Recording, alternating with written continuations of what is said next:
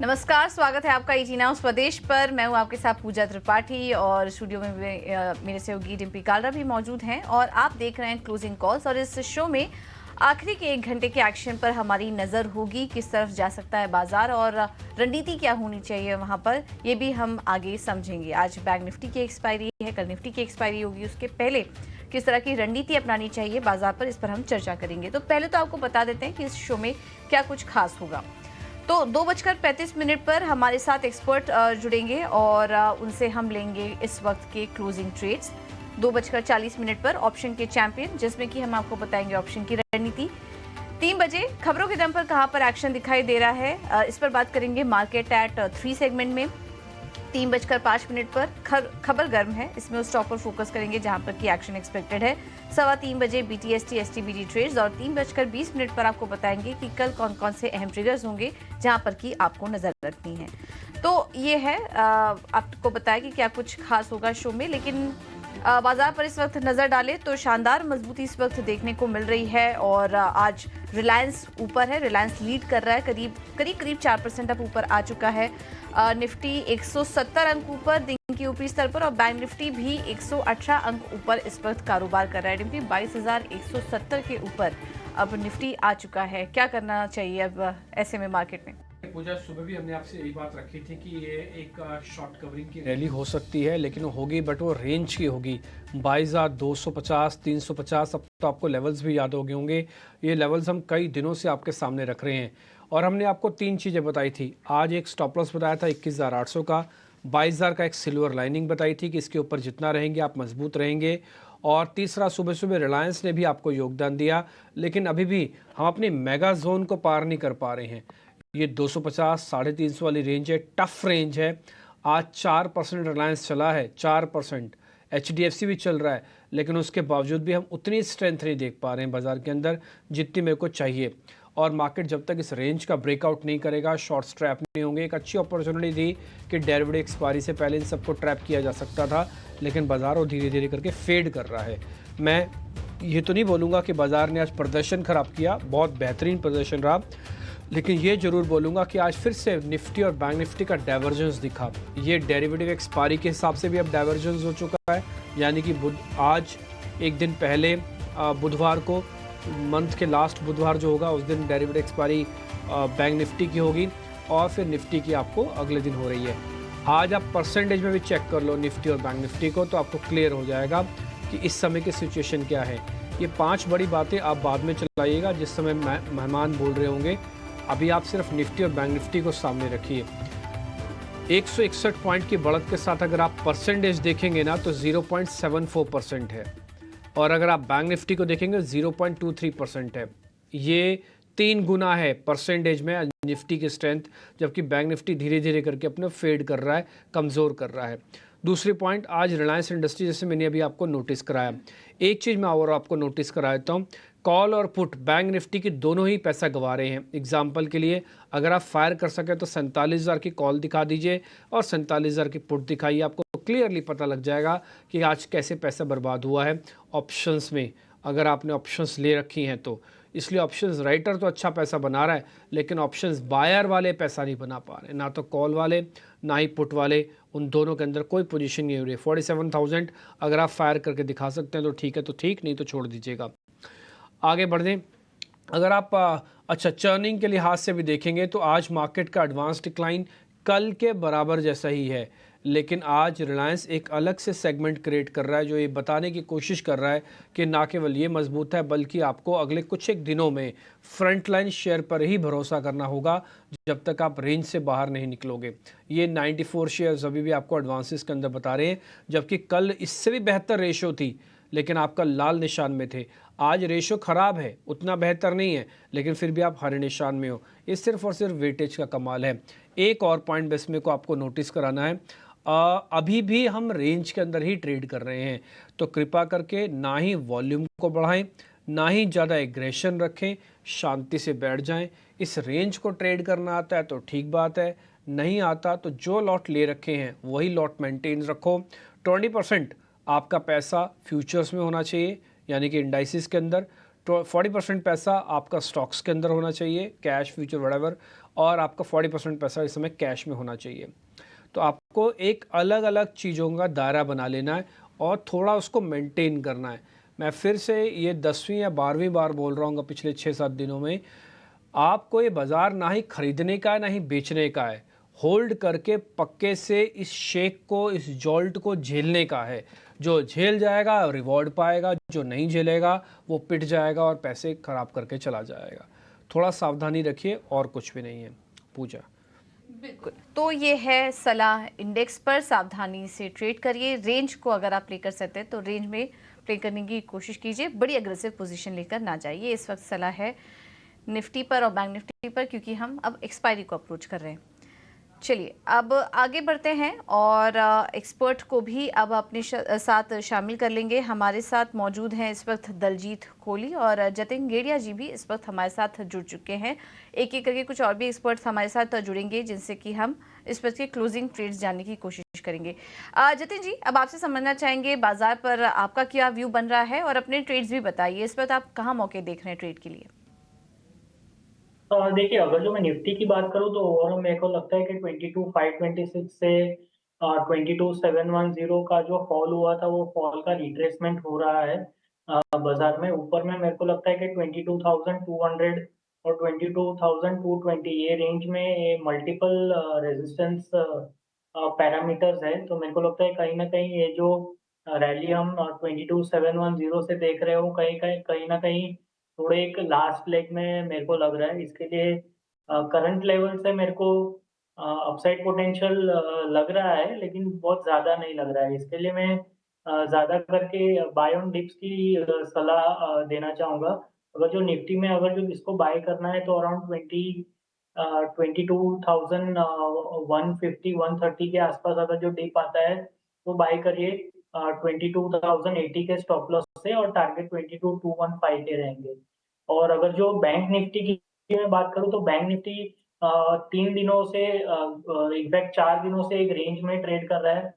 46 500 on the downside और 47,000 on the upside. तो मेरे को लगता है कहीं न कहीं ये जो रेंज है, जब तक ये रेंज में रहता है तो मैं बाय ऑन डिप की सलाह दूँगा। अराउंड 46,500, 600 जब भी ये एक डिप आता है तो वहाँ से बाय करके चले। ऊपर में मेरे को लगता है कि इनिशियली 47,000 और उसके बाद 47,270 तक का एक रिट्रेसमेंट लग रहा है। तो दोनों ही मैं निफ्टी और बैंक निफ्टी में बाय ऑन डिप की सलाह दूँगा। और अगर जो स्टॉक स्पेसिफिक की मैं बात करूँ तो स्टॉक स्पेसिफिक मेरे को लगता है कि सन टीवी एक स्टॉक है जो बहुत ही बीटन डाउन स्टॉक है। और आज के ट्रेडिंग सेशन में 2 दिनों का एक कंसोलिडेशन जो है वो ऊपर की तरफ ब्रेक हो रहा है। तो मेरे को लगता है कहीं न कहीं साइन्स ऑफ ट्रेंड रिवर्सल है, तो सन टीवी में लॉन्ग करके चला जा सकता है। हमारे टारगेट रहेंगे 618 के, और स्टॉप लॉस मैं 586 का सजेस्ट करना चाहूँगा। ठीक है, तो सन टीवी में आप जतिन जी की सलाह ये है खरीदारी करने के लिए ऊपर है, और टारगेट और स्टॉप लॉस भी आपको पता है, तो यहाँ पर आप खरीदारी करके चल सकते हैं। इस बीच हमारे साथ जेम फाइनेंशियल से सोनी पटनायक भी मौजूद हैं। Soni, thank you so much समय देने के लिए। बताइए आप कहाँ पर देख रही हैं ट्रेड के मौके? गुड आफ्टरनून पूजा जी। यहाँ पे हम जो ट्रेड का मौका देख रहे हैं वो पहला रहेगा एमएफएसएल में। एमएफएसएल में हमने आज एक अच्छा ब्रेकआउट देखा है, 1000 के ऊपर भी एक अच्छी ऑप्शन चेन ब्रेकआउट है यहाँ पे। इनफैक्ट रोल ओवर्स भी काफी लॉन्ग के साइड पे हो रहे हैं एमएफएसएल। सो आप करंट लेवल पे बाय कर सकते हैं और स्टॉप लॉस प्लेस कर सकते हैं। 1990 का काफी स्ट्रॉन्ग सपोर्ट है यहाँ पे, तो 990 स्टॉप लॉस के साथ आप इसको बाय कर सकते हैं। 1040, 1050 टारगेट रहेगा। दूसरा बाय है पीएनबी में। पीएनबी में हमने देखा है कि एक अच्छे 133 के आसपास एक बार टेस्ट किया था, वहां से थोड़ा सा प्रॉफिट बुकिंग नजर आया था। 116, 114 से बाउंस किया है, वहां से रिवर्सल हुआ है और अभी काफी स्ट्रांगली 120 के ऊपर होल्ड कर रहा है। सो पीएनबी करंट लेवल पे आप बाय कर सकते हैं। हल्की से अगर आपको डिक्लाइन नजर आता है टुवर्ड्स 122, आप वहां तक भी बाय कर सकते हैं। 118 स्टॉप लॉस मेंटेन कीजिए। 130, 135 टारगेट रहे। ठीक है, तो पीएनबी में 130, 135 के लेवल। मैक्स फाइनेंशियल में भी आप एंट्री ले सकते हैं खरीदारी करने के लिए 1050 के लक्ष्य के लिए आप यहाँ पर तेजी करके चल सकते हैं। हमारे साथ दलजीत कोहली जी भी मौजूद हैं। दलजीत जी, थैंक यू सो मच समय देने के लिए। आपसे ऑयल मार्केटिंग कंपनियों पर सलाह लेंगे और उसमें हम रिलायंस की भी बात करेंगे, क्योंकि रिलायंस इस वक्त लीड कर रहा है, 4% ऊपर है। गोल्डमैन सैक्स की जो रिपोर्ट आई थी वो तो 3,400 के अब अगले लेवल्स देख रहे हैं, और अन्य ऑयल मार्केटिंग कंपनियों में भी आज रिपोर्ट आई, पॉजिटिव रिपोर्ट्स यहाँ पर देखने को मिली। तो तेजी तो बनी थी, हाल फिलहाल हमने शानदार तेजी देखी, लेकिन अभी तक जिन्होंने वो ट्रेन मिस कर दी है, नहीं एंट्री ले पाए, क्या अभी आप मौके देख रहे हैं एंट्री लेने के लिए ऑयल मार्केटिंग कंपनियों में? Good afternoon. देखिए, ऑयल एंड गैस सेक्टर जो है ना, वो बहुत ज्यादा गवर्नमेंट रेगुलेटेड सेक्टर है। ऑल्दो कहने को ओपनली अनाउंसमेंट ये है कि भाई हम इसमें इंटरफेयर नहीं करते, मार्केटिंग कंपनीज को अपनी मर्जी से जब चाहे प्राइस बढ़ा सकते हैं, घटा सकते हैं, बट प्रैक्टिकली जो होता है वो हम सब जानते हैं। और अभी हमने थोड़े दिन पहले ही देखा कि 2 रुपए लीटर का हमको कट लेना पड़ा। तो आज की डेट में तो स्थिति इनकी अच्छी है, बिकॉज ये सब लोग बहुत पैसा कमा रहे हैं, तो उसमें ये 2 रुपए थोड़ा मार्केटिंग मार्जिन कम भी हो गए तो भी चल जाएगा। बट ये स्थिति अगर इलेक्शन के बाद क्या होगा और फिर और कभी किस तरीके का गवर्नमेंट की तरफ से इंटरफेरेंस आएगा, ये एक अनसर्टेनिटी हमेशा इस सेक्टर में बनी रहती है, जिस वजह से ये सेक्टर को बहुत हाई मल्टीपल नहीं मिलता है। इनफैक्ट अगर हम ग्लोबली देखें तो हमारे यहाँ का ऑयल एंड गैस सेक्टर हमेशा उनसे आधे रेट मल्टीपल पे चलता है। ओएनजीसी या बीपीसीएल वगैरह ये सब स्टॉक अगर ग्लोबल पीएस के साथ कंपेयर करेंगे तो ऑलमोस्ट 50% पे मिलते हैं आपको। और उसका सिर्फ एक ही एक कारण है, क्योंकि ये जो अनसर्टेनिटी हमारी सरकार की बनी है। अब क्रूड किस तरीके से बिहेव करेगा उसके ऊपर इनकी आगे की स्थिति चलेगी। तो हमारा ये मानना है कि इस समय इन्होंने ये जो पीक टाइम देख रहे हैं, ये अच्छा टाइम देख रहे हैं। अब ये अच्छा टाइम कितने दिन तक बना रहेगा ये नहीं कह सकते। तो आप इसमें एक टेक्निकल कॉल ले सकते हैं, आप on the basis of technical charts etcetera, उसकी बेसिस पे आप इसमें बने रह सकते हैं, लेकिन आप बहुत लॉन्ग टर्म व्यू लेने के लिए शायद उतना अच्छा नहीं होगा।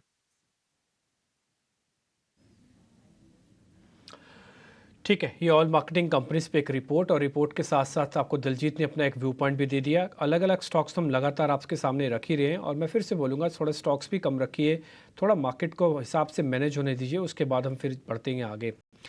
एक दो शेयर और भी हैं। दलजीत, एक शेयर मैं आपसे और डिस्कस करना चाहूँगा, इनफैक्ट एक पॉकेट है, बहुत छोटी सी पॉकेट है, वो है मेट्रोपॉलिसिस और डॉक्टर लाल पैथलैब। आपकी कवरेज लिस्ट में है क्या ये? अगर ये आपकी कवरेज लिस्ट में तो ज़रा दोनों के बारे में बताइए, दोनों ठीक लग रहे हैं क्या आपको? ये जब चलते हैं तो फिर किसी की सुनते नहीं, फिर देखते नहीं है। हम लोग फार्मा में हेल्थ केयर और डायग्नोस्टिक को कंबाइन करते हैं, और हमारे पोर्टफोलियो में कुछ स्टॉक इस सेगमेंट से भी है।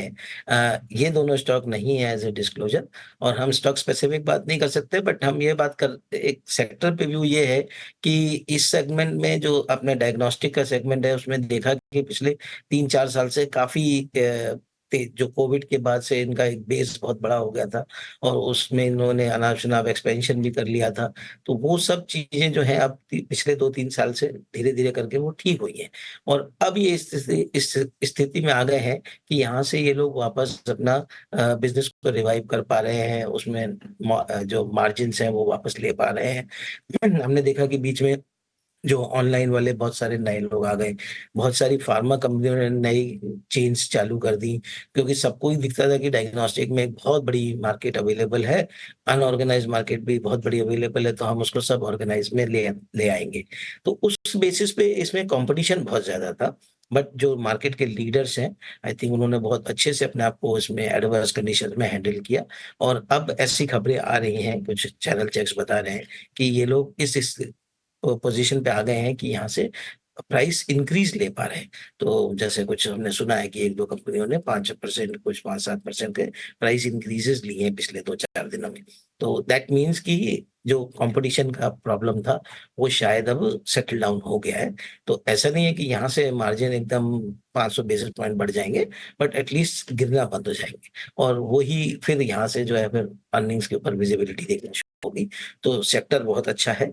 इसी सेक्टर में एक और कंपनी है जो भारत सरकार के साथ मिलके या स्टेट गवर्नमेंट्स के साथ मिलके P2P में काम करती है, प्राइवेट पार्टनरशिप लेकर के बहुत सारा डायग्नोस्टिक्स का बिजनेस करती है, कई स्टेट्स में अवेलेबल है। वो स्टॉक हमारे पोर्टफोलियो में है। ठीक है, तो दोनों स्टॉक्स पे अपने आप रिकमेंडेशन आपने दी थी। इंडिया विक्स एक बार आपको दिखाना चाहूँगा, 12.5 के आसपास चल रहा है, कोई खास चिंता की बात नहीं है। बैंक निफ्टी थोड़ा कोशिश कर रहा है कि वो भी अपने आप को स्टेबल रखे और 46,800 के ऊपर की क्लोजिंग दे जाए।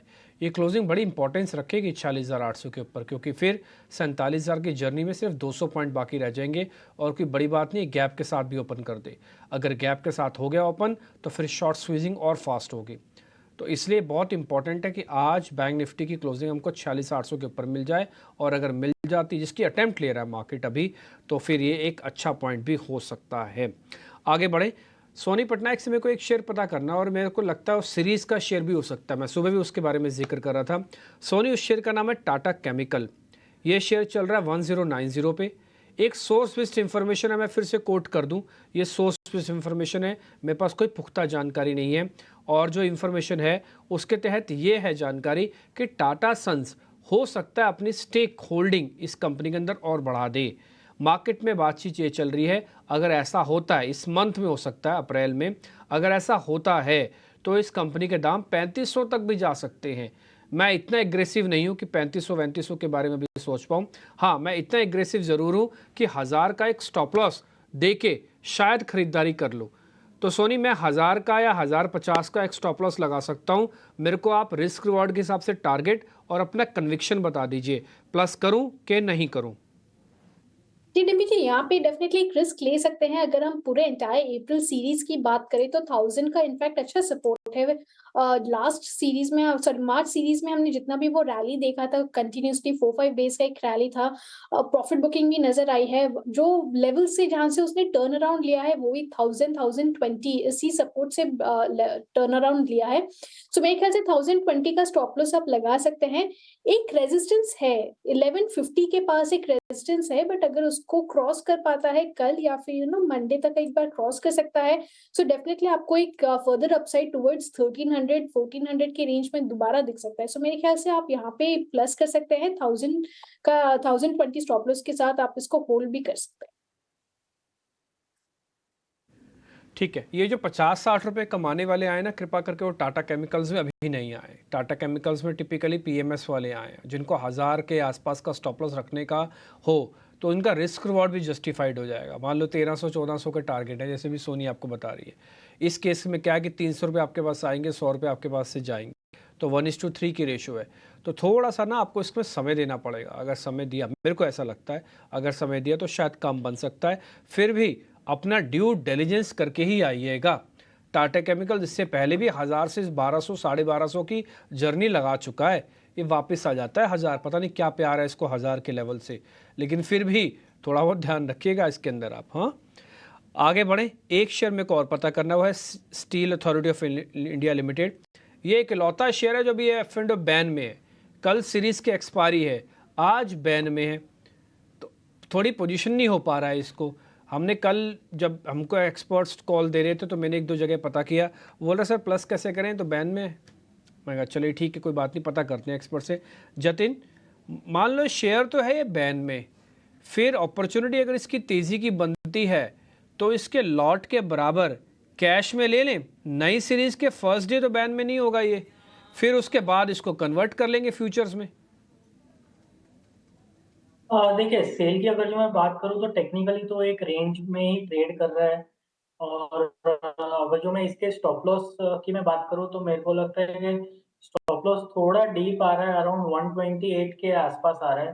तो कंसीडरिंग के इसका जो लॉट साइज है वो अराउंड 8000 का है, तो स्टॉप लॉस थोड़ा डीप हो जाता है। मेरे को लगता है कि अगर जो इसको सेल में पोजीशन बनानी है तो आई थिंक के हाफ हाफ लॉट यानी कि 4000 क्वांटिटी ले सकते हैं, और थोड़ा अगर जो डिप आता है तो वहाँ पे और ऐड करिए। मेरे को लगता है कि इसमें रेंज बाउंड ही कारोबार रहेगा। ऊपर में मेरे को लगता है 140 142 के आसपास फिर से थोड़ा रेजिस्टेंस आ रहा है, तो मेरे को लगता है कि अगर जो किसको कंपल्सिव इसमें ट्रेडिंग करना है तो एक थोड़ा क्वांटिटी के साथ डेफिनेटली ले सकते हैं।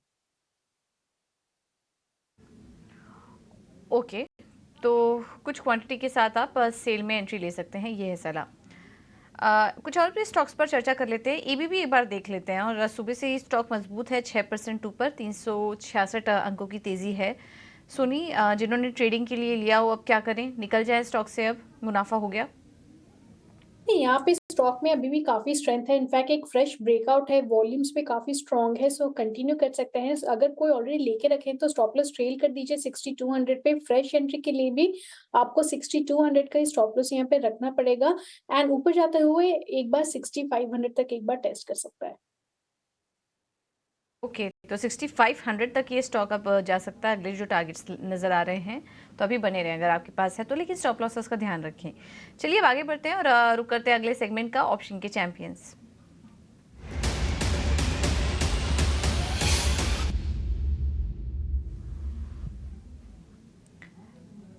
एडलिटिक.इन के आदित्य अरोड़ा हमारे साथ मौजूद हैं। आदित्य, धन्यवाद समय देने के लिए। बताइए क्या रणनीति होगी आज आपकी तरफ से? वेरी गुड आफ्टरनून पूजा जी। देखिए, मुझे लगता है ऑटो सेक्टर में एक अच्छा ट्रैक्शन है, अच्छा मोमेंटम है, तो इसमें एक एस्कॉर्ट्स एक बुलिश कैंडिडेट दिख रहा है मुझे। तो अप्रैल कॉन्ट्रैक्ट में 2800 का कॉल खरीद सकते हैं जो 104 चल रहा है, और 2900 का कॉल बेचना है जो 60 चल रहा है। मैक्सिमम लॉस पोटेंशियल है इसमें 12,141 और मैक्सिमम प्रॉफिट पोटेंशियल है 15,359। तो बुलिश स्ट्रैटेजी है, स्टॉक ऊपर जाएगा तो पैसा बनेगा। ठीक है, तो एस्कॉर्ट्स पर ऑप्शन की रणनीति आपको सुझा दी गई है। 2800 की कॉल खरीद सकते हैं, 2900 की कॉल उसके सामने बेचें, और इसमें अधिकतम मुनाफा आपको 15,000 से ज़्यादा का हो सकता है। एक सेबी का डिस्क्लोजर भी आपके लिए चला देते हैं, रिस्क डिस्क्लोजर, जिसमें कि वो आपको सचेत कर रहे हैं कि अगर आप ऑप्शन में ट्रेड करें तो संभल के ट्रेड कीजिए, स्टॉप लॉसेस का ध्यान रखिए, क्योंकि ज़्यादातर लोगों को इसमें नुकसान होता है। औसतन 50,000 रुपये तक का नुकसान आपको हो सकता है। तो इस डिस्कस कर लेते हैं और फार्मा कंपनी पर फोकस करेंगे। इसमें वॉकहार्ट, देखिए यहाँ पर भी खबर थी सुबह से ही, QIP को काफ़ी शानदार रिस्पांस मिला, और अब इसमें प्रशांत जैन, मधु केला जैसे दिग्गज निवेशकों का नाम सामने आ रहा है जिन्होंने यहाँ पर पार्टिसिपेट किया है इस QIP में। स्टॉक अपर सर्किट पर है। दलजीत जी, आपसे एक बार राय लेंगे, कैसा लग रहा है आपको वॉकहार्ट का स्टॉक? मैंने आपको पहले बताया कि हम स्टॉक स्पेसिफिक बात नहीं कर सकते, बट फार्मा सेक्टर पे हमारा व्यू बहुत पॉजिटिव है। हमारे पोर्टफोलियो में ऑलरेडी 5 या 6 फार्मा के स्टॉक्स हैं, और जिसमें सभी तरीके के स्टॉक्स हैं जो डोमेस्टिक फॉर्मुलेशन पर ज़्यादा फोकस है, या फिर जो US बिजनेस और rest of the world regulated markets पर बहुत ज़्यादा फोकस है। तो उसमें मिला-जुली 4-5 कंपनियां हमारे पास ऑलरेडी पोर्टफोलियो में हैं। हमें लगता है कि ये सेक्टर में अभी काफी स्टीम बाकी है, क्योंकि ये पिछले 3-4 साल से जो सेक्टर, एक तो कोविड के बाद जो इन्वेंट्री का प्रॉब्लम था वो हुआ, उसके बाद जो है इनके पास बहुत सारे US FDA की कई सारी हमारी कंपनियां जो है वो फंसी हुई थी, उनके प्लान्स में कुछ प्रॉब्लम चल रहे थे। तो वो अभी पिछले 7-8 साल के जो प्रॉब्लम्स थे वो पिछले 1-1.5 साल में काफी कुछ सॉल्व हो गए। तो हमें, और जो प्राइस इरोजन था US में वो भी काफी कम हुआ है। तो इसका सबका मिला-जुला असर जो है वो कंपनियों के नंबर्स में हमें दिख रहा है। अगर हम क्वार्टरली नंबर्स देखें, पिछले 3 क्वार्टर से सबके नंबर बहुत अच्छे आ रहे हैं। हमें लगता है कि आने वाले अगले 1-2 साल भी बहुत अच्छे रहने वाले हैं, और बायोसिमिलर्स में भी एक बड़ा प्रोजेक्ट है, बड़ा जंप आ सकता है, क्योंकि वहाँ पे भी हमारी कंपनियां काफी बड़े समय से काम कर रही हैं, और वो अब टाइम पीरियड आ रहे हैं जब उसका बेनिफिट मिलने वाला है। बिल्कुल, चुनिंदा फार्मा कंपनियां चल भी रही हैं, उन पर एक बार टेक्निकल सलाह भी ले लेते हैं। औरोबिंदो फार्मा पर सोनी, आपकी राय लेंगे, क्या करें? स्टॉक में अच्छी बाइंग नजर आ रही है, कोई ट्रेड लेना चाहिए कंपनी में? देखिए, ऑरो फार्मा एक अच्छा बाउंस किया है फ्रॉम 980 990 के सपोर्ट के साथ, एंड इनफैक्ट अभी भी चार्ट्स पे हम देखेंगे तो थोड़ा स्ट्रॉन्ग नजर आ रहा है। 1100 के लेवल को एक बार टेस्ट कर सकता है। 1040 का इमीडिएट बेसिस पे अभी सपोर्ट बन गया है, जहां पर एक बार रेजिस्टेंस था तो वही सपोर्ट है अभी। सो 1040 सपोर्ट के साथ आप इसको होल्ड कर सकते हैं, 1100 को एक बार टेस्ट कर सकते हैं। ठीक है, अलग अलग स्टॉक्स पे हम रिकमेंडेशन ले रहे हैं। और देखिए, मैं फिर से बोलता हूँ, कई बार आपको लग रहा होगा कि बड़ा ही बोरिंग सा सेशन है। एक्चुअली मार्केट बोरिंग नहीं है, ना ही मार्केट का सेशन बोरिंग है, बट हो कर रहा है कि मार्केट अभी एक रेंज का ब्रेकआउट नहीं दे रहा, तो आपका एक्साइटमेंट का लेवल थोड़ा सा कम है, और कुछ नहीं है। बस यही चीज़ आपको थोड़ा सा अपने आप को मैनेज करना है, बाजार क्या कर रहा है पिछले। अच्छा, एक और पॉइंट, अगर आपको किसी को भी ट्रस्ट नहीं हो रहा ना, जस्ट 1 मिनट के लिए आप जाइए ज़रा निफ्टी के चार्ट पे, और आपको आइडिया लग जाएगा। मैं भी कोशिश करता हूँ आपको यहीं से मैं ही दिखा देता हूँ, या तो एक काम कीजिए प्रोड्यूसर साहब, पिछले 10 दिन का ज़रा निफ्टी का चार्ट दिखा दीजिए और बैंक निफ्टी का चार्ट दिखाइए। पिछले 10 दिन का निफ्टी का या फिर बैंक निफ्टी में से किसी का भी दिखा सकते हो 10 दिन का, तो आपको आइडिया लग जाएगा कि मैं क्यों बात ये कहना चाह रहा हूँ या क्यों इसकी वजह है आपके सामने बात रखता हूँ। 20 आज है 27 तारीख ना, तो मैं 27 फेब से दिखाता हूँ, एक महीने का ही दिखा देता हूँ। 27 फरवरी को निफ्टी का जो रेंज था, ठीक, अच्छा ये देख लीजिए अब आप 7 डेज से निफ्टी के अंदर कितने पॉइंट्स है, 132 पॉइंट्स है। एक मंथ में कितने पॉइंट्स है, 36 पॉइंट है। 22,000 का इंडेक्स पिछले एक महीने में और आज में कोई मेजर चेंजेस नहीं है। दिखाओ एक बार ज़रा बैंक निफ्टी भी। हाँ, इस बीच उतार चढ़ाव हुआ है, लेकिन अगर आप मंथ टू मंथ कंपैरिजन कर रहे हो या देख रहे हो तो आपको देख रहे होंगे आप इंडाइसिस से बोर हो रहे हो और मार्केट में चर्निंग हो रही है। स्टॉक स्पेसिफिक ध्यान रखिएगा, ये चीज़ आपको थोड़ा फॉलो करना पड़ेगा। ये जो आप पीछे छोड़ के आया ना 2023 में, तो 2024 के कम से कम एक महीने में इसने आपको पॉइंट से नहीं तोड़ा। फ्रंटलाइन शेयर्स तो वैसे भी नहीं टूटे, जो टूटे थे वो मिड कैप और स्मॉल कैप ही टूटे थे, लेकिन इसने भी आपको डिस्टर्ब कर दिया, आपको सिर्फ रोक के एक लंबे कंसोलिडेशन में फंसा के। दलजीत कोहली के पास जा रहा हूँ, एक पॉइंट मैं उनसे समझता हूँ, स्टॉक स्पेसिफिक तो नहीं बताएंगे लेकिन अपना कॉन्फिडेंस तो दिखा ही सकेंगे वो। दलजीत सर, स्मॉल कैप और मिड कैप में आपका कॉन्फिडेंस हाई है अभी भी या हाई से मीडियम हो गया है? मैं लो नहीं बोल रहा सर, 3 स्टेजेस हैं, लो, मीडियम और हाई। किस लेवल पे हो सर आप स्मॉल कैप और मिड कैप में? नहीं, हम लोगों का जो कॉन्फिडेंस पहले था वही अभी भी है, क्योंकि हम स्टॉक स्पेसिफिक अप्रोच लेते हैं, बॉटम्स अप अप्रोच से जाते हैं एकदम पर्टिकुलर स्टॉक में, उस पर्टिकुलर कंपनी में क्या हो रहा है और उसके अगले 3-5 साल की अर्निंग्स के ऊपर क्या हमारा व्यू बन रहा है, कितना कॉन्फिडेंस है, उसकी बेसिस पे हम कॉल लेते हैं। और नॉर्मली हम लोग बहुत हाई वैल्यूएशन वाली कंपनी में एंट्री नहीं करते हैं, तो at the time of entry itself हमारा जो है वो बाहर हो जाता है स्टॉक, अगर कोई बहुत ज्यादा हाई मल्टीपल पे चल रहा होगा वैल्यूएशन वाइज। तो क्योंकि हमें व्यू लेना है 3 साल से 5 साल का व्यू, तो इसके लिए हमारा जो स्टॉक स्पेसिफिक अप्रोच है उसमें फिर ये ब्रॉडर मार्केट या ये जो उतार चढ़ाव है, इंडेक्स का जो उतार चढ़ाव है उसका बहुत ज्यादा असर नहीं होता है। हाँ, लेकिन अगर हम स्ट्रैटेजी की बात करें पूरे पोर्टफोलियो की, तो एक पूरे पोर्टफोलियो पे भी आपको कॉल लेना पड़ता है कि भाई किस समय किधर एक्सपोजर बढ़ाना चाहिए, किधर एक्सपोजर घटाना चाहिए। तो वो फ्रैंकली मैं आपको बता सकता हूँ कि हमने थोड़ा सा मिड कैप से निकल करके स्मॉल कैप से निकल के लार्ज कैप की तरफ बढ़ाया है, और वो ऑटोमेटिक बढ़ा, मतलब इसलिए नहीं कि वो लार्ज कैप में ही जाना था, बट क्योंकि जैसे हमने बैंक्स में एक्सपोजर बढ़ाया, पीएसयू बैंक्स में बढ़ाया, तो वो सारे के सारे बड़े ही हैं। मेटल्स में एक्सपोजर बढ़ाया, वो सारे जो है लार्ज कैप कंपनियां ही हैं। तो इस वजह से वो हमारा पोर्टफोलियो का जो करीबन 20 से 25% एक्सपोजर जो है वो अभी लार्ज कैप की तरफ हो गया, और मिड और स्मॉल कैप में बाकी बैलेंस। ठीक है दलजीत जी, मेरे को एक छोटी सी चीज़ आप बता सकते हो, आपका सबसे ज़्यादा एक्सपोजर किस सेगमेंट में है? ये तो आपके पास होगा, फिंगर टिप्स भी होगा, सिर्फ यही बता दो, सबसे ज़्यादा एक्सपोजर किस सेगमेंट में है आपका? में सबसे ज्यादा है, और followed by auto and pharma. सबसे ज़्यादा किस में है, ऑटो और फार्मा के अलग पहले? नहीं, बैंकिंग BFSI बैंकिंग में, ठीक है। BFSI यानी कि बैंकिंग कुल मिला के, और मार्केट के वेटेज के हिसाब से भी फाइनेंस सबसे बड़ा सेगमेंट होता है, मोर देन 33% वेटेज वही रखता है। और आप भी ये कह रहे हैं कि आपका बैंकिंग BFSI है, ऑटो है, फार्मास्यूटिकल्स है, ये 3 सेगमेंट में आपका एक्सपोजर ज़्यादा है। थोड़ा हमको इसका आइडिया लग गया। एक काम करते हैं गौरव, अपने सहयोगी को मैं अपने साथ जोड़ लेता हूँ। मार्केट सेट 3 यानी कि 3 बजे तक का बाजार अभी तक कैसे चल रहा है एक बार रफ में आपको बता देंगे, फिर हम थोड़ा और स्पेसिफिक होंगे, आपके साथ ही जुड़ के कुछ और स्टॉक्स आपसे पता करेंगे। लेकिन पहले मार्केट सेट 3 एक बार जरा देख लेते हैं गौरव के साथ। गौरव बताएं आप।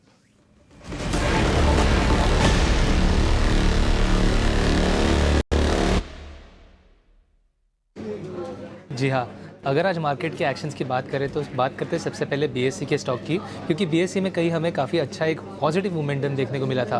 और इसका कारण ये है कि अभी एक्सचेंज ने अभी ये अलाउ किया है कि T+0 जो सेटलमेंट है वो अभी हम कर सकते हैं BSE पे। और इसी के चलते हुए अगर हमने देखा कि फ़िलहाल के लिए कल से ये जो सुविधा है वो अवेलेबल होने वाली है, और फिलहाल के लिए 25 स्टॉक्स के लिए ये सुविधा अवेलेबल होने वाली है, जिसमें से कोई स्टॉक अगर नाम देखें तो Bajaj autos, SBI, PPCL, JSW steel, ऐसे कोई स्टॉक्स है। और इसी के चलते हुए हमने देखा कि BSE में एक काफ़ी अच्छा पॉजिटिव मोमेंटम हमें देखने को मिला था।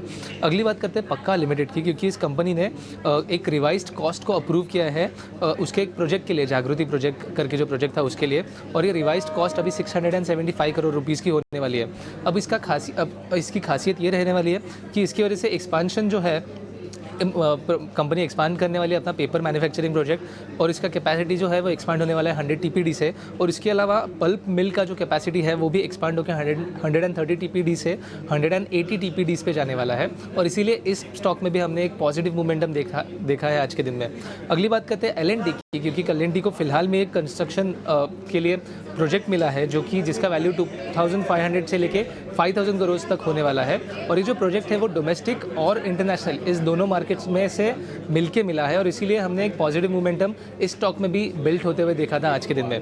अगली बात करते हैं शक्ति पंप्स की, क्योंकि कंपनी ने सक्सेसफुली रेस किया है 200 करोड़ QIP के तरफ से, और QIP में अगर हम बात करें तो उसकी खासियत ये रही है कि दो बड़े म्यूचुअल फंड जैसे LIC म्यूचुअल फंड और SBI म्यूचुअल फंड, इन्होंने ये जो है वो QIP में सब्सक्राइब किया है कंपनी के शेयर्स को, और इसके अलावा इसमें काफ़ी एक स्ट्रॉन्ग मोमेंटम हमें देखने को मिलेगा आगे जाके सोलर पंप्स इंडस्ट्री में, और शक्ति पंप्स का जो लीडरशिप है सोलर पंप्स में इसमें, और इसी की वजह से ये स्टॉक जो है वो ज़रूर हमारे रडार पे बना रहेगा। और आखिर में बात करते हैं लुपिन की, क्योंकि कंपनी को फिलहाल में ही टैक्स का डिमांड मिला है, 477 करोड़ का इनकम टैक्स डिमांड मिला है। इसके चलते हुए कंपनी ने हालांकि बोला है कि कोई मटेरियल इम्पैक्ट नहीं होने वाला फाइनेंशियल्स पे, पर एक नेगेटिव एक व्यू हमें देखने को मिला, और इसकी वजह से स्टॉक में भी अगर हम बात करें तो स्टॉक में एक बेरिश व्यू हमें देखने को मिला था आज के दिन में, और इसीलिए इन खबरों के चलते हुए इन्हीं सब स्टॉक्स पे हमारी नज़र कल भी बनी रहेगी। ठीक, थैंक यू वेरी मच ये सारा का सारा डिटेल एनालिसिस करके बताने के लिए। आगे बढ़ें, सोनी और जतिन केडिया भी हमारे साथ हैं।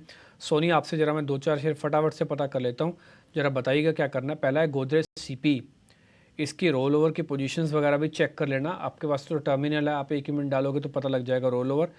और गोदरेज CP के अंदर क्या मेरे को रोल करना है कि नहीं करना, ज़रा ये बता दीजिए। पे कर सकते हैं, स्टॉक काफी स्ट्रॉन्ग नजर आ रहा है। यहाँ पे हम देखेंगे तो एक 1300 के लेवल को टेस्ट कर सकता है, करंट लेवल से भी आप बाय कर सकते हैं। 1200 अच्छा सपोर्ट है, 1200 स्टॉप लॉस के साथ आप इसको बाय कर सकते हैं, 1300 टारगेट।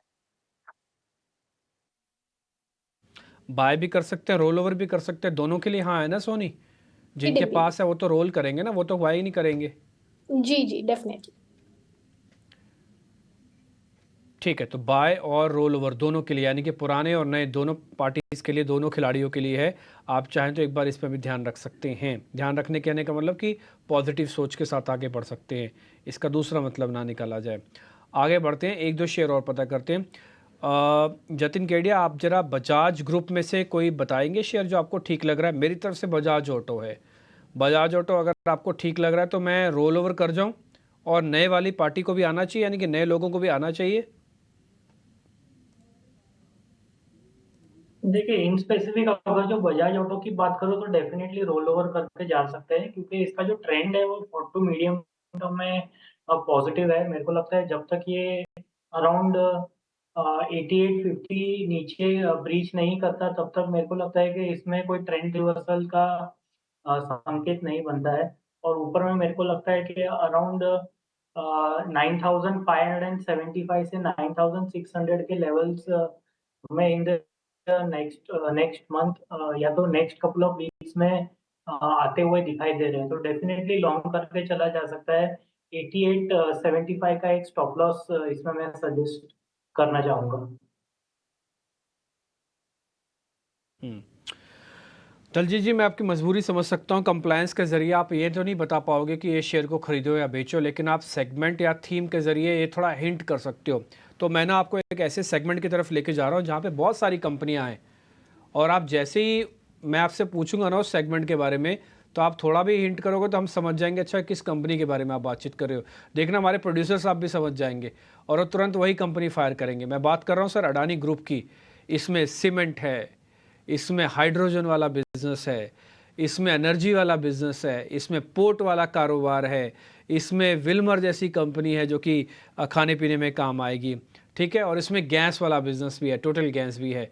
तो मैं आपको कंप्लायंस में बांधूंगा नहीं, लेकिन इस पूरे ग्रुप में से जो थेमेटिक चीज़ है वो आप हिंट कर दीजिए, हम वही शेयर फायर कर देंगे। थीमेटिक चीज हम लोग इस समय इंफ्रा को देख रहे हैं, हमारा रुझान इंफ्रा की तरफ बढ़ रहा है।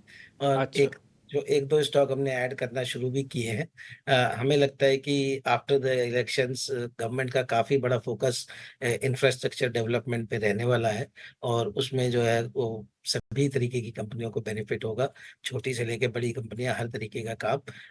और हम पहले भी देख चुके हैं कि रोड इंफ्रा में तो बहुत काम किया ही गया है, पोर्ट्स हैं, रोड्स हैं, एयरपोर्ट्स हैं, बहुत सारी चीजें ये सरकार बनाने में पहले भी लगी थी, और शायद आगे भी इस पे काम जारी रहेगा। तो हमें लगता है कि वो एक सेक्टर देखना चाहिए।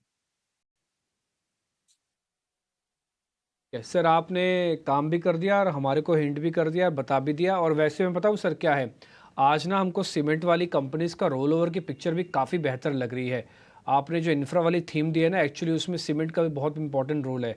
तो अडानी पोर्ट, अंबुजा, एसीसी, इसी ग्रुप की 3 कंपनियां, तीनों कंपनी हमने फायर कर दी है। सोनी से मैं एक हेल्प और ले लेता हूँ। सोनी, आपने सीमेंट कंपनीज का रोल ओवर वगैरह चेक किया है क्या? कोई एक ऐसी कंपनी जिसमें आपको ठीक लग रहा हो, कोई भी सीमेंट कंपनी। मैंने सुबह डालमिया भारत देखी थी, एक बार जरा स्क्रीन पे दिखा सकते हैं डालमिया भारत के इस समय की पोजीशन क्या है? कोई भी एक सीमेंट कंपनी जिसमें आपको रोल ओवर वगैरह या पोजीशनिंग ठीक लग रही हो, आप बता सकते हो।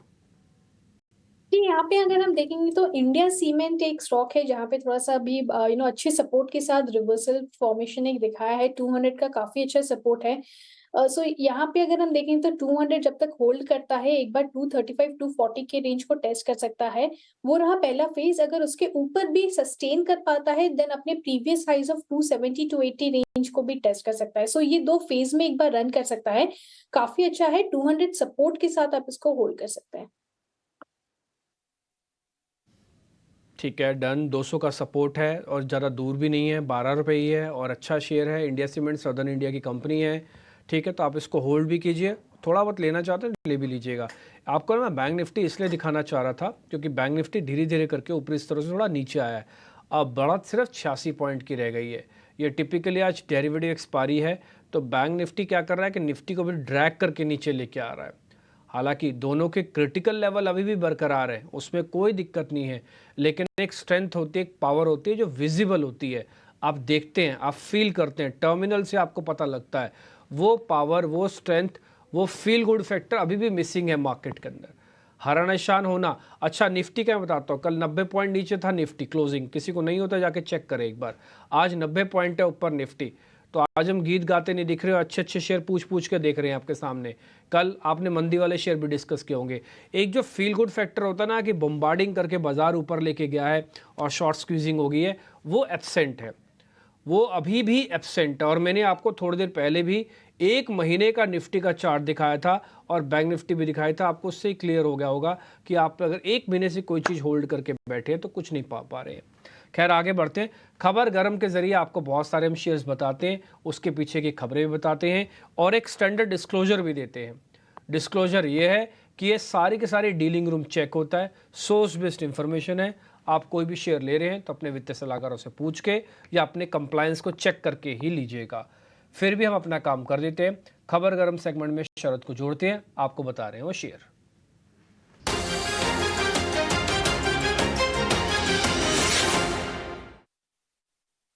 जी बिल्कुल, कंज्यूमर ड्यूरेबल स्पेस में रूम एसी कैटेगरी के स्टॉक पे फोकस करेंगे और हमारी डीलर से बातचीत हो रही है। जो स्टॉक फोकस में रहेगा वो है वोल्टस।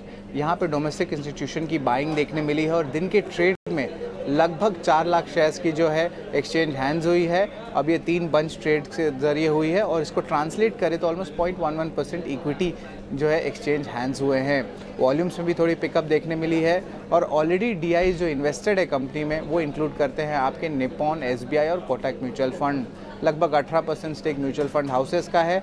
और इंटरेस्टिंगली आज के जो ट्रेड में जो है कंपनी अपने जो 50 दिन के एक्सपोनेंशियल मूविंग एवरेज के लेवल्स पे भी कंसोलिडेट कर रही है। अब समर सीजन है तो हमने थोड़ी चैनल चेक्स किया और ये चैनल चेक से पता चला कि कंपनी ने प्राइस हाइक लिया है अक्रॉस प्रोडक्ट कैटेगरीज लगभग 2 से लेकर 4% तक चौथे तिमाही में। और इम्पॉर्टेंटली याद रखिए मार्केट शेयर भी गेंस का एक्सपेक्टेड है कंपनी का आगे जाते हुए। और जो रूम एसी की जो इन्वेंट्रीज होती है समर सीजन के पहले वो भी अभी हाई लेवल्स पे है, क्योंकि होली के बाद जो है ये डिमांड बढ़ सकती है। और एजेंसीज का भी जो है न्यूज़ रिपोर्ट आ रहा है कि इस बार समर जो है ज़्यादा हॉटर साइड में भी होगा, तो उसके कारण वोल्टास फोकस में है जहां पे इंस्टीट्यूशन बाइंग इंटरेस्ट देखने मिल रही है। ठीक है, बहुत बहुत शुक्रिया शरद आपका ये चैनल चेक हमारे लिए लाने के लिए। तो वोल्टास डीलिंग रूम में जो चर्चा चल रही है वो यही है कि अब काफ़ी अच्छा रिस्पांस मिल रहा है, डीआईएस की खरीदारी यहाँ पर देखने को मिल रही है। ये डिस्क्लेमर भी हम आपके लिए चला देते हैं कि ये source based information dealing room से हमारी बात करके ये कुछ खबरें निकल कर आ रही हैं, इसका असर वोल्टास पे पड़ रहा है। सोनी आपसे सलाह लेंगे, वोल्टास में क्या करें इस स्तरों पर? देखिए वोल्टास काफी अच्छे से कल चला हुआ था, आज थोड़ा सा उसमें डाउन लग रहा है। 1100 का उसमें एक रेजिस्टेंस है, अगर 1100 को दोबारा क्रॉस नहीं कर पाएगा तो थोड़ा डिफिकल्ट होगा। सो एक बार 1100 के ऊपर सस्टेन करने दीजिए, तभी जाके आप उसमें फर्दर अपसाइड देख सकते हैं अगेन टुवर्ड्स 1150 1160 लेवल। क्रॉस नहीं कर पाता है देन अगेन आपको 1060 1050 रेंज पे डाउन साइड में एक बार दिखा सकता है। ठीक है, तो ये है सलाह वोल्टास पर। जतिन जी, आप एक बार गोल्ड फाइनेंस कंपनियों पर नजर डालिए, मुथूट फाइनेंस, मनप्पुरम फाइनेंस, यहाँ पर कुछ बाइंग नजर आ रही है, पिछले कुछ मिनटों में अच्छी बाइंग दिखी है, क्या कोई ट्रेड लेना चाहिए?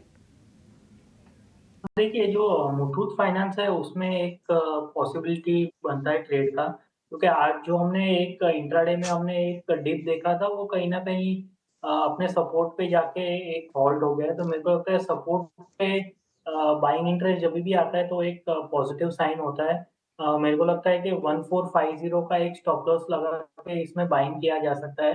ऊपर में जो टारगेट मैं एक्सपेक्ट करूंगा वो 1550 1565 के तकरीबन होगा। मेरे को लगता है कि इसमें जो ट्रेंड है वो अभी भी पॉजिटिव है और मेरे को लगता है इसमें among the gold finance companies यानी कि मुथूट, मनप्पुरम, ये सब में मुथूट का स्ट्रक्चर पॉजिटिव है।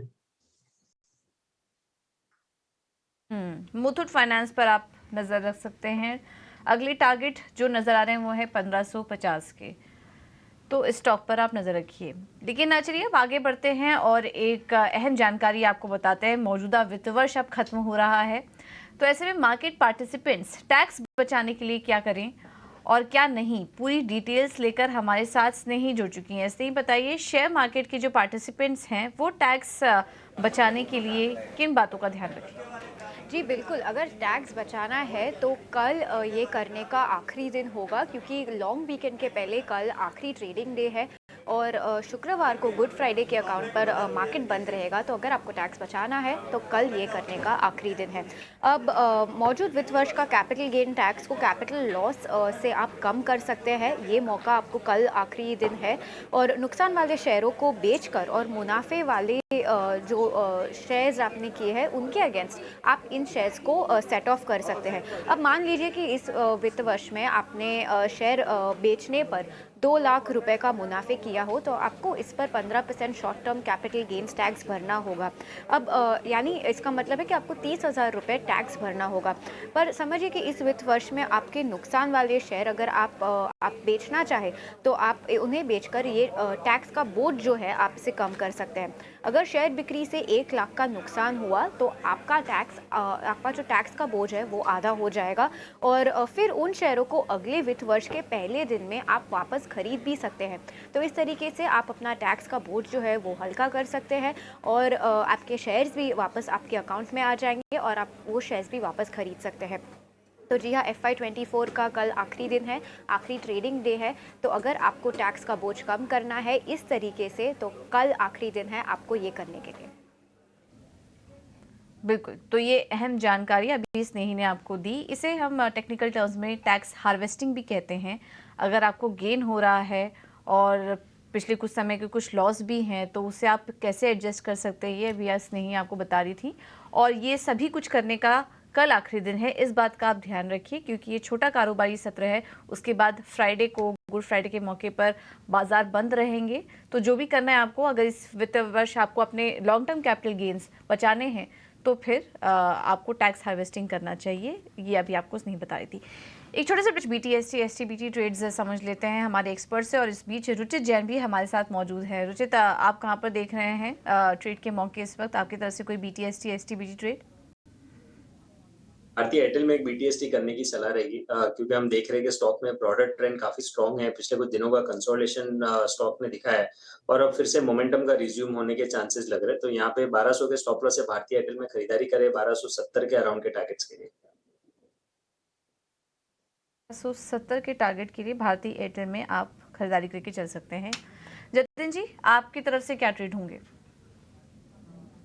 मेरी तरफ से ट्रेड होगा वो टीवीएस मोटर्स में होगा। तो टीवीएस मोटर्स में हमने देखा है कि एक साइडवेज कंसोलिडेशन से आज के ट्रेडिंग सेशन में एक ब्रेकआउट आ रहा है। 4 से 5 दिनों का एक बेस फॉर्मेशन हुआ था और वो बेस फॉर्मेशन कंप्लीट होके आज एक नया रिट्रेसमेंट या तो fresh leg of up move start हो रहा है। तो मेरे को लगता है टीवीएस मोटर्स में एक अपसाइड पोटेंशियल अप टिल 2160 2170 तक का एक लग रहा है। तो मेरे को टीवीएस मोटर्स में बाय करने की सलाह रहेगी। इसमें स्टॉप लॉस में 2100 का सजेस्ट करूंगा और ऊपर में टारगेट 2160 से 2175 के रहेंगे। तो टीवीएस मोटर्स पर आप नजर रख सकते हैं। सोनी, आपकी तरफ से BTST STBT ट्रेड क्या होगा?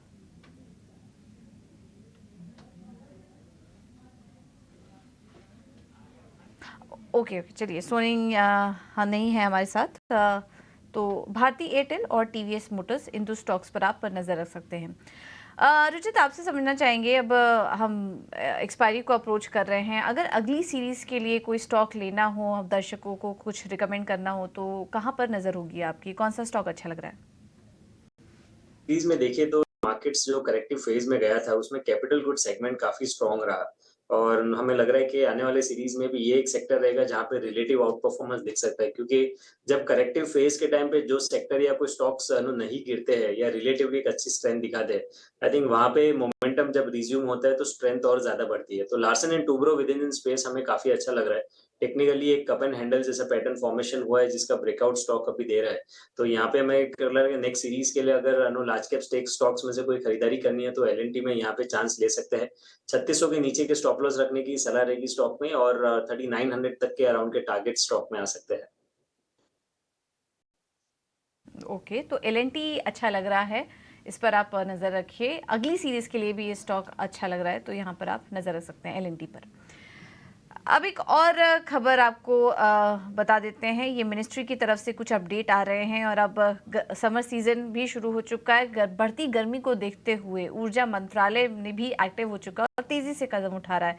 और इस बीच हम देखते हैं कि बढ़ती हुई गर्मी में पावर डिमांड भी बढ़ती है, तो उसे पूरा करने के लिए ऊर्जा मंत्रालय की तरफ से क्या क्या तैयारियां अब हो रही हैं, ये एक बार देख लेते हैं। प्रकाश प्रियदर्शी हमारे साथ जुड़ चुके हैं अपनी रिपोर्ट लेकर। प्रकाश, बताइए।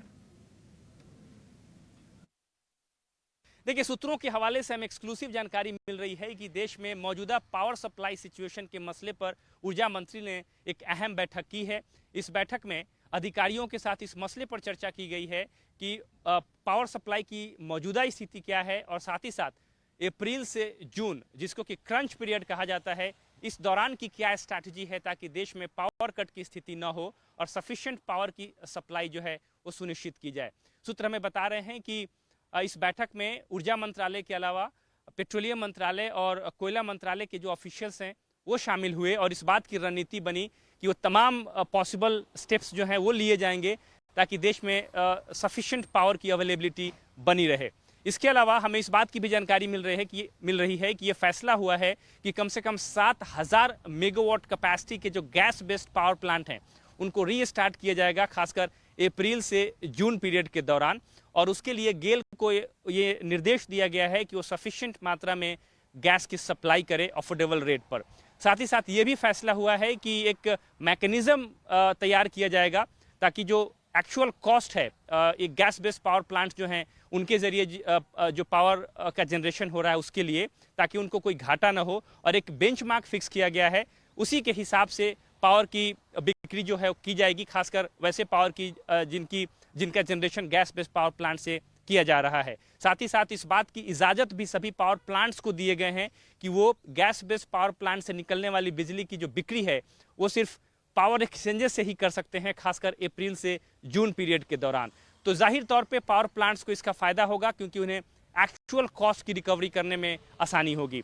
इसका सबसे ज़्यादा फायदा एनटीपीसी को हो सकता है, क्योंकि करीब करीब 5000 मेगावाट कैपेसिटी के जो गैस बेस्ड पावर प्लांट्स हैं उसके लिए सफिशिएंट गैस की सप्लाई हो सकती है। ठीक है, तो ये प्रकाश आपको एक अहम जानकारी देते हुए दिख रहे थे कि पावर की सप्लाई को लेकर इस समय गैस की सप्लाई को भी लेकर अच्छे से बोला है कि सरकार ने कि आप टाइट रहिए, सिचुएशन जैसे से होगी वैसे वैसे आप कदम उठाइएगा। एक चीज़ मैं आपको नोटिस करा देता हूँ, इस समय मार्केट्स के अंदर आप बैंक निफ्टी को देखेंगे, डेज हाई पे आ गया है और एकाएक ही आया है। ये करीब 250 पॉइंट की तेज़ी है। जब हम कार्यक्रम के दौरान थे तो 90 पॉइंट ही रह गया था, आपने देखा होगा bank Nifty. Yes, days high पे इस समय आके कामकाज कर रहा है 264 पॉइंट, और इसने वो 46,800 वाले लेवल को पार कर लिया। जैसे मैंने आपको शुरुआत में बताया था कि दो चीज़ें आज मस्ट चाहिए हमें अगर इस पुल बैक को हम जस्टिफाइड पुल बैक माने तो। पहला, 46,800 के ऊपर बैंक निफ्टी की क्लोजिंग चाहिए हमको, और कम से कम 22,150 के ऊपर या 150 तक की क्लोजिंग हमको निफ्टी की चाहिए। दोनों अपना अपना काम कर रहे हैं, और मेरे को ऐसा लग रहा है कि कल बैंक निफ्टी अगर 200 पॉइंट ऊपर खुल गया ना गैप के साथ, तो 47,000 आपको दिखा देगा, और वो ट्रिगर दबते ही शॉर्ट कवरिंग अच्छी आ सकती है। कल नई सीरीज़ होगी बैंक निफ्टी के लिए, और निफ्टी के लिए लास्ट डे होगा, तो देखते हैं क्या होता है। बट आज की क्लोजिंग इस लेवल पे भी अगर हो रही है तो ये बुरी क्लोजिंग नहीं मानी जाएगी। 4 मिनट रह गए हैं। मैं मार्केट के अंदर कोई नया शेयर नहीं पता करूँगा, ना ही मैं कोई BTST STBT में अब जाना चाहता हूँ, लेकिन रुचित से रिलायंस इंडस्ट्रीज़ के अंदर आज जो तेज़ी बनी है, जो भी आज पैसा बनाया है, ये ज़रूर पता करना चाहता हूँ कि वो लेके जाएं या फिर पैसा आज ही आज में वसूल कर ले। रुचित अभी भी 4 मिनट है सौदा पंच करने में। रिलायंस इंडस्ट्रीज़ का इंट्राडे गेन 100 रुपये का कम नहीं होता है, बुक कर लें या फिर अभी लेके जाएं, ट्रेड ग्रिप में आ गया है तो। पूरे दिन स्टॉक ने काफी स्ट्रेंथ दिखाई है और अभी भी कोई वीकनेस के साइंस नहीं है। काफी लंबे समय का एक टाइम वाइज करेक्शन रहा है, तो फरवरी महीने से देखेंगे तो स्टॉक उसी लेवल्स के आसपास है। तो पूरा फरवरी, पूरे मार्च, लगभग 2 महीने का टाइम वाइज करेक्शन यहाँ पे खत्म हुआ है। तो पॉसिबिलिटी है कि हम एक नया हाई जरूर ये स्टॉक लगाने की कोशिश करेगा कल के ट्रेडिंग सेशन में ही। तो मेरे हिसाब से अगर पोजीशंस बनाई गई है तो यहाँ पे BTST समझ के उसको लेके जाना चाहिए, और कल के ट्रेडिंग सेशन में जब ये स्टॉक अगर नया ऑल टाइम हाई बनाए तो वो एक अपॉर्चुनिटी वहां पे आपको एक अच्छे मुनाफा वसूली की मिल सकती है। सो बेटर है कि रिस्क इतना ज्यादा नहीं है स्टॉक में, स्टॉक काफी स्ट्रेंथ के साथ क्लोजिंग दे रहा है, तो कैरी फॉरवर्ड पोजीशंस करनी चाहिए। ठीक है, डन। तो कैरी फॉरवर्ड करें, आप ट्रेलिंग स्टॉप लॉस लगाएं, प्रॉफिट बुक करना है वो आपकी मर्जी है। हमने तो पूछ लिया आपके बिहाफ से, तो जो मैं पूछ सकता था, जो मैं आपके साथ लिए बात कर सकता हूँ, वो मैं एक्सपर्ट से पता कर लेता हूँ। मैं फिर से बताऊँ, मेरे को आज ना इंडेक्सेस में बैंक निफ्टी को देख के ज़्यादा खुशी हो रही है। मैं आपको वजह भी बता सकता हूँ बैंक निफ्टी की। एक तो उसकी आज की क्लोजिंग अच्छी है, दूसरा आज वो पहली बार निफ्टी और बैंक निफ्टी बिछड़ गए हैं। आज दोनों की एक्सपायरी अलग अलग हो रही है। बैंक निफ्टी ने अपना दमखम दिखा के 46 अब 900 के आसपास आ गया। हालांकि एडजस्टमेंट में मानता हूं कि 46,800 के आसपास ही होगी, क्योंकि लास्ट मिनट ट्रेड पाइपलाइन में रह जाते हैं, फिर वो बाद में जाके सेटल डाउन होते हैं। बट फिर भी आज बैंक जो कमाल करके दिखाए, सिंबॉलिक मीनिंग देने के लिए बहुत होता है कि आप अब फ्रंट लाइन शेयर्स के साथ बनिए। एक अच्छे कंसोलिडेशन का समय ख़त्म हो रहा है और शायद एक तेज़ी का रुख अप्रैल सीरीज़ के अंदर आपको मिल जाए। मैंने अभी आपको मार्च सीरीज़ का पूरे मंथ का डाटा दिखा दिया है, आप उसी से आइडिया लगा लीजिए आपने पूरे मार्च में क्या कमाया होगा, क्या कमाया होगा। तो अप्रैल के लिए तैयार हो जाइए, और देखते ही देखते 924 पॉइंट ऊपर हैं। और कोई बड़ी बात नहीं है कि मैं आपसे बातचीत कर रहा हूँ 2 मिनट के अंदर ये आपको 47,000 का लेवल भी दिखा दे। अब सिर्फ हम ही बात नहीं, बल्कि देश के सारे मीडिया चैनल इस समय बैंक निफ्टी को ही लेके बैठे हैं कि देखिए क्या शानदार मूव आया है। और थोड़ी देर पहले हमने आपको हिंट भी किया था कि बैंक निफ्टी की आज की जो क्लोजिंग है वो बड़ी मायने रखती है। ठीक, तो देखते हैं आज क्या होता है। HDFC बैंक का भी कंट्रीब्यूशन आज देखने लायक है। डेज हाई पे HDFC बैंक भी आज कंट्रीब्यूट करके गया है। टॉप गेनर्स आपकी स्क्रीन पर आ चुके हैं, रिलायंस, मारुति, HDFC बैंक, ये वो सारे शेयर्स हैं जिन्होंने आज बाज़ार की बड़ी हेल्प की है। इससे एक मैसेज और क्लियर हो गया है कि फ्रंटलाइन शेयर्स के अंदर अगर आप टिके हुए हैं तो ना केवल आपने इस शेक को झेल लिया, बल्कि आप पैसा भी बना रहे हैं। तो कोशिश करें, जैसे दलजीत थोड़ी देर पहले बता रहे थे, बाकायदा उन्होंने भी mid cap to frontline shares की तरफ बढ़े हैं। 1000 शेयरों की आज की क्लोजिंग एडवांसेस के तौर पर मिल रही है। ये उतना अच्छा नहीं है जितना अच्छा आपको निफ्टी और बैंक निफ्टी दिख रहा है, बट वेटेज आ गई सामने। 3-4 शेयरों ने ही बैंक निफ्टी और निफ्टी को खींच दिया ऊपर। टोटल मार्केट के अंदर अभी भी उतनी स्ट्रेंथ नहीं आई है, इसलिए उनके स्ट्रेंथ के लिए 1 से 2 दिन का भी और इंतज़ार करना होगा, क्योंकि शॉर्ट ट्रैपिंग अभी हुई नहीं है। अभी तो सिर्फ आप अपने आप को ठीक कर रहे हो, हील कर रहे हो, पनिशमेंट सामने वाले को बाद में दोगे, पहले खुद तो ठीक हो जाओ। ये कुछ वैसा ही मार्केट कर रहा है। ठीक, अब आप स्क्रीन पर अपने देख पा रहे होगे कि आज टॉप गेनर्स आपको लिस्ट में दिख रहे हैं। उसमें बजाज ग्रुप, उसमें रिलायंस इंडस्ट्रीज़, उसमें 1-2 आप अडानी ग्रुप के शेयर्स को भी जोड़ सकते हैं। जैसे आपको अडानी पोर्ट मिल गया, स्क्रीन पर करीब 1.5% है। तो बड़े ग्रुप्स की बड़ी पार्टिसिपेशन आज आपको मिली है। एडजस्टमेंट्स के तौर पर वही जो मैं आपसे बात कर रहा था कि 40,800 के आसपास और 850 के आसपास आज आपको बैंक निफ्टी एडजस्ट करके जाएगा। एग्जैक्टली वही हुआ, 950 से 850 आ रहा है, 100 पॉइंट जस्ट नीचे आ गया कुछ एक सेकंड के अंदर ही। और ये सिर्फ एडजस्टमेंट्स हो रही है, बट अच्छी चीज़ है। पहले दिन बैंक निफ्टी जब थोड़ा निफ्टी से अलग हो रहा है, उसने अपना दमखम दिखाना खुद से शुरू किया है। इसके अलावा आज मिड कैप कैटेगरी के अगर आप शेयर्स देखेंगे ना, तो वहाँ पर भी पोजीशंस आपको ठीक दिखेगी। स्क्रीन पर जरा मिड कैप और स्मॉल कैप का इंडेक्सेस दिखा दीजिए जब तक मैं शेयर्स आपको बताता हूँ। IAFL काफ़ी दिनों बाद आज फिर से 5% के 10% के इनफैक्ट अपर सर्किट पे लगा। JM फाइनेंशियल 9% के 10% के अपर सर्किट पे लगा। वजह, इनकी एक स्पेशल ऑडिट होना था, उसको लेकर खबर आई, उसके बाद शेयर टूटे, लेकिन वापस स्ट्रेंथ के साथ इन शेयर ने रिवर्सल दिखाना शुरू किया। पनिशमेंट या ये खबरें ऑलरेडी डिस्काउंटेड थी मार्केट के अंदर। एंजल वन ने QIP लेके आया, उसकी खबर आई। GPIL और इलेक्ट्रा ग्रीन जैसे शेयर्स भी चले। एस्ट्रा DM CDSL में आज ब्लॉक लगे, तो इन दोनों शेयर्स के अंदर आज आपको लाल निशान दिखा होगा। ठीक, तो आज के मार्केट की क्लोजिंग लेवल के हिसाब से फैंटास्टिक, कन्विक्शन के हिसाब से बहुत ही बढ़िया। क्या रेंज का ब्रेकआउट हो गया? तो उसका जवाब ना है, वो देखेंगे कल की कल। मैं तो चाहता हूँ कि कल हमको 47,000 के ऊपर की ओपनिंग मिल जाए तो फिर मज़ा आएगा। बहुत शुक्रिया जतिन आपका, थैंक यू वेरी मच समय देने के लिए। रुचित आपका भी थैंक यू वेरी मच समय देने के लिए। सोनी आपका शुक्रिया, दलजीत आपका भी शुक्रिया, थैंक यू वेरी मच आज समय देने के लिए। मेरे को और पूजा को फिलहाल इजाज़त दे सकते हैं। अगला कार्यक्रम होगा कल का बाजार की, आप तैयारी कीजिएगा। नमस्कार।